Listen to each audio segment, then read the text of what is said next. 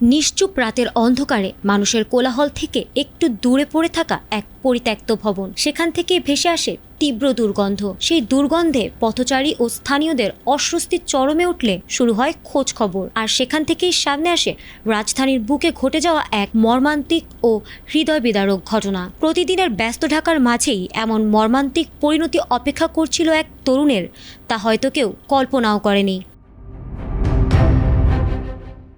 ঘটনাটি রাজধানীর মিরপুরের প্যারিস রোড এলাকার সিটি কর্পোরেশনের একটি 6তলা পরিত্যক্ত মার্কেটের নিচতলা থেকে স্থানীয়দের সন্দেহজনক দুর্গন্ধ নজরে আসে। পরে পুলিশকে খবর দিলে সেনাবাহিনী ও পুলিশের যৌথ উদ্যোগে সেখান থেকে উদ্ধার করা হয় এক যুবকের মাথা থেঁতলানো মরদেহ।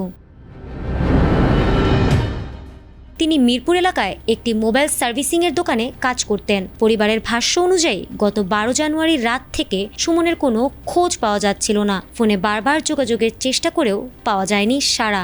এক পর্যায়ে ফোন বন্ধ হয়ে যায়। অবশেষে কয়েকদিন পর এমন নির্মম পরিণতির খবর আসে যা পরিবার ও স্বজনদের ভেঙে দেয় সম্পূর্ণভাবে। নিহতের স্বজনরা জানিয়েছেন, সুমনের সঙ্গে কারো শত্রুতা ছিল না। তিনি খুবই নিরীহ এবং শান্ত স্বভাবের মানুষ ছিলেন।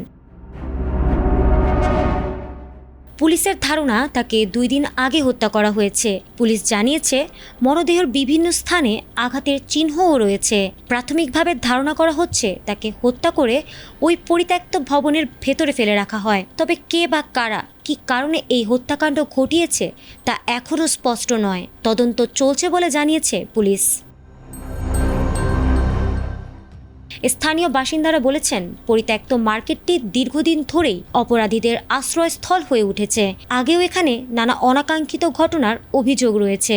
তাদের দাবি, দ্রুত ভবনটি ভেঙে ফেলা বা কার্যকর ব্যবস্থার মাধ্যমে নিরাপত্তা নিশ্চিত করা হোক। পরবর্তী তদন্তের মাধ্যমে অল্প সময়ের মধ্যেই বিস্তারিত বের করতে সক্ষম হবে বলে আশা ব্যক্ত করেছেন পল্লবী থানার ভারপ্রাপ্ত কর্মকর্তা।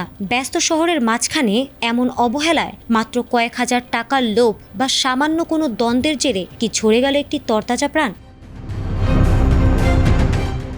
ফারহানা হক, এটিএন বাংলা।